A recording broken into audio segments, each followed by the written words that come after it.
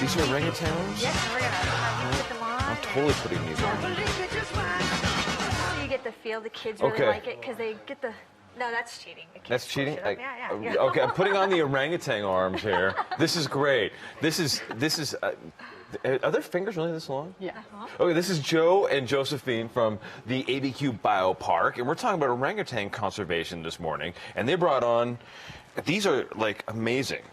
These are orangutan arms. Can you help me slide this on? Yeah, absolutely. With one hand in the mitten. There you go. That's how it Go. Yeah, goes. see, you can't squish it up. That's cheating. Oh, okay, I got it. So, there we go. how do I grab my coffee cup here? There. Something like that? I love this. So you guys are working with the orangutans, and these things, they sound really scary.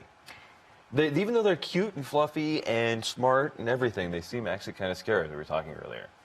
Well, yes, I'm actually with the education department, so I don't get to work with them directly, unfortunately. Josephine does. Josephine does. You get to work with them at the zoo, and how does that work? Well, they are actually fairly scary. They're, on average, only 3 to 4 feet tall, with an arm span of 5 to 7 feet. So look at how far they can reach us. I love this. However,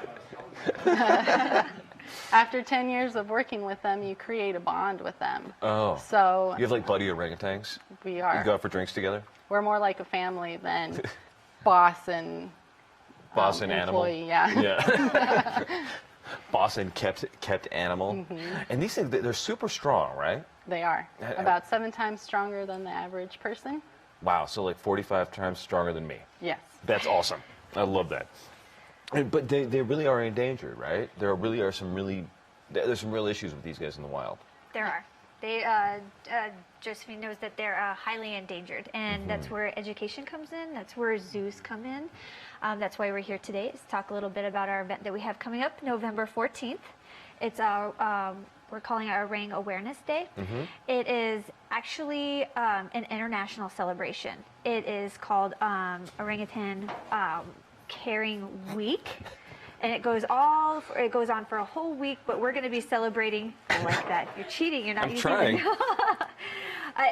Our celebration is going to be on Saturday, and we, as a community, as a zoo community in the education department, we're going to be out there educating and spreading awareness about these animals because they are endangered. Where do they live? What's their natural habitat? They live in Malaysia. The 2 subspecies are Sumatran and Borneo. Currently, the Sumatran are critically endangered. There's less than 10,000 of them in the wild. Wow. In Borneo, they are endangered, but there's less than 60,000 in. Wow. So we're looking at some video here. Which are these? Are these Borneos or are these? We have Sumatran. Okay. And we do have one hybrid. Her name is Ruby. She is part Borneo, part Sumatran. Oh, that sounds fun. And they just look like playful, awesome animals. Yes, the kids are very playful. And we have 2, a 7 and a 2.5-year-old. Oh. At 7, are they like a human 7-year-old, or are they more like a fully grown and developed by 7? They're getting closer to their teens at 7. Okay. So what is the lifespan of an orangutan? The lifespan in captivity is much higher than in the wild. It's closer to 60. Our oldest female is 46. Wow. Their mother-offspring bond is the closest to ours. They stay with their mom up to 8 years before they go off on their own. Wow. That's very cool. So how critical is it that we do something about this right now? I mean, is it at the point, like, if we don't do something tomorrow, they could disappear in the next week or something? Or is it the kind of thing that they have 10 years in the wild before they might just be gone? I would say I have a 5-year-old daughter, and I would say in about 10 to 15 years, if we don't start, we're acting now, but we need to speed things up with the species that she is not going to know.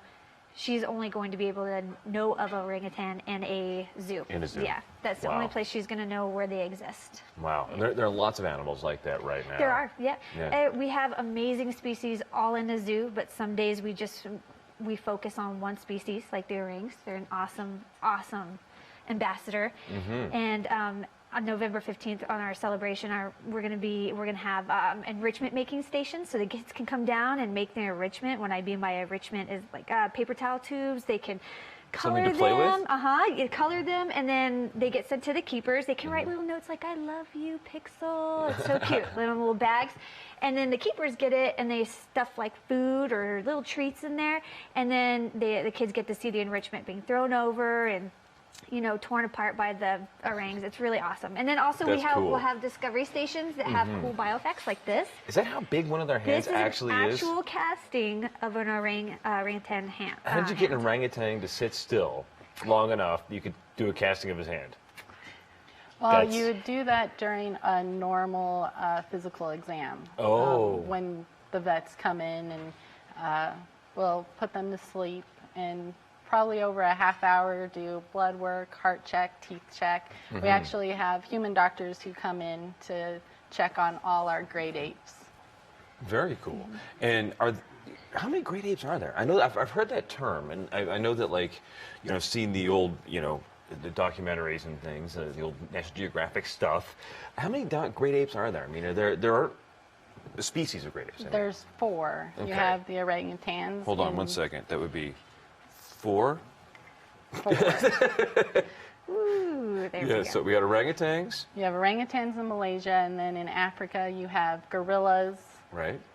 chimpanzees, and Are then they you have considered great apes? and then you have bonobos. Oh, of course, Which the are big nose ones. no, they No. actually call Which are the big nose ones? those are Not to put you on the Proboscis spot. monkeys, Oh, yeah. yes, of course. Right Not to put you there. on the spot at 7:15 in the morning. and then we have bonobos, which are considered pygmy chimps. Oh, very cool. And how many orangutans do we have at the zoo here? We have 6. 6. And are they a family group? Or just a friendly group? Are they? They are a family group. We have 4. You have Sarah, who has the 2 kiddos, and then we have 2 other females, and then our adult male. Oh, very cool. Does the adult male, does he kind of rule the roost, so to speak, there? Is he the guy? He does, though he is very mellow and he does not use his weight that often. Right. Because I've seen the videos of, like, you know, these things tear stuff apart and they really get territorial, and they're a dangerous animal in many ways, right? So what can we do as people out in the real world to help these guys? There are so many things. You can go online to redapes.org and learn a lot about conservation funds that you can participate in, what you can do. There's so many things. If you come to the zoo to our event, there's going to be keeper talks. Joe will be out there talking about what you can do in the community, what you can do just for the species here in your own backyard. That's a start. I love it. We'll see you guys on the 15th then. All right, Dan, thank Yes. you so much. Yay! Yeah. Yay! We'll see you back in a couple of seconds on the Morning Brew. I think Kenny's got some art. I see, can I do this here? Woo! Trying to clap with the orangutan hands. Oh. Climb a tree. Right? No, I love it.